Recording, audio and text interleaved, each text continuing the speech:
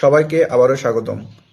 2016 সালের in service টিচাররা অনেক পোস্টে, কমেন্টে এবং বিভিন্ন জায়গায় প্রচার করার চেষ্টা করছেন যে 2025 সালে যে নিয়োগের পরীক্ষা হয়েছে শুধুমাত্র তাদের জন্য।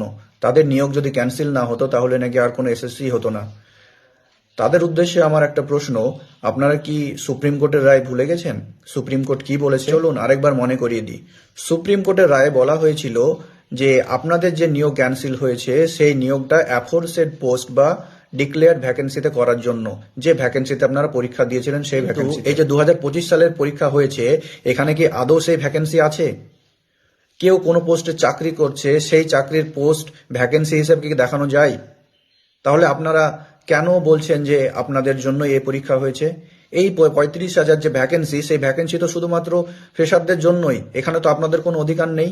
আর আপনারা এখানে অতিরিক্ত 10 নাম্বার নিয়ে নিজেদের সিটটাকে নিতে এসেছেন।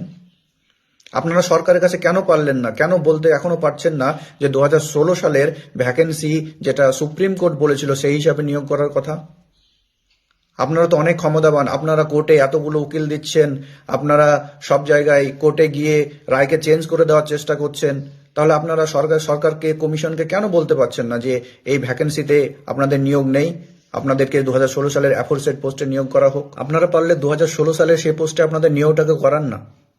সেখানে আপনারা 10 নিন, 20 নিন, 30 নিন, আপনাদেরকে কেউ কিছু বলতে যাবে না। কিন্তু আপনারা এই 10 নাম্বার নিয়ে একটা জেনারেশনকে পুরো নষ্ট করে দিচ্ছেন, সেটা আপনাদের বোঝা উচিত। শিক্ষকরা তো সমাজ গড়ার কারিগর।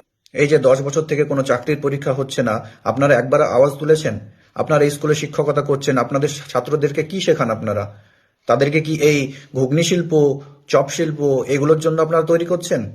আপনাদের ছেলেমেয়েরা যারা আছে তাদেরকে কি আপনারা পরবর্তীকালে ঘুগনি শিল্পে, চপ শিল্পে উৎসাহিত করবেন?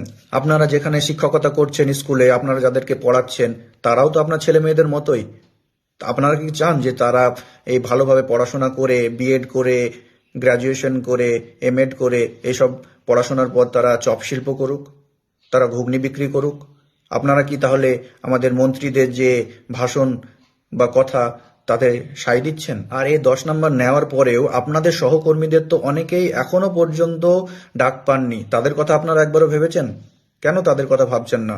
আপনারা একদিকে সেই সব শিক্ষকদের জীবনও নষ্ট করছেন, আপনারা ফ্রেশারদের একটা পুরো জেনারেশনকে আপনারা নষ্ট করে দিচ্ছেন। আবারও মনে করে দিচ্ছি, এই যে ভ্যাকেন্সি 2025 সালে, সেই ভ্যাকেন্সি কিন্তু আপনাদের নয়। আপনাদের ভ্যাকেন্সি এখানেও দেখানো হয়নি।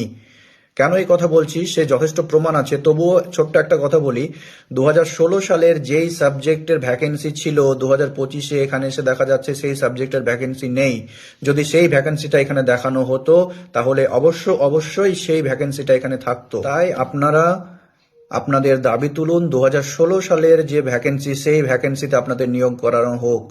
সেই ভ্যাকেন্সিতে নিয়োগ করানো হলে ফ্রেশারদের কোনো যায় আসে না। সেখানে আপনারা যত খুশি এক্সপিরিয়েন্সের নাম্বার নিয়ে আপনারা এগিয়ে যান, আপনারা চাকরি করুন, কেউ কিছু বলতে যাবে না। তাহলে এত উকিল দেওয়ারও দরকার পড়বে না, কোর্টে আপনাদের এত ডিউটি করারও দরকার পড়বে না। আর যদি এভাবে নিয়োগ হয়েও যায় তাহলে আপনারা জেনে রাখুন, কেসের পর কেস চলতেই থাকবে। ফ্রেশাররাও কেস করবে, আপনারাও কেস করবেন এবং মাঝখান থেকে জিতে যাবে সরকার। না লাভ হবে ফ্রেশারদের, না লাভ হবে আপনাদের। আর এভাবে নিয়োগ হওয়ার ফলে 2016-র মতোই এই প্যানেল একদিন ক্যান্সেলের পথে যাবেই যাবে। তাই আপনারা এই প্যানেলটিকে আলাদা করার চেষ্টা করুন। আপনারা আপনাদের মতো নিয়োগ নিন এবং ফ্রেশারদেরকে ফ্রেশারদের জায়গায় ছেড়ে দিন। ধন্যবাদ।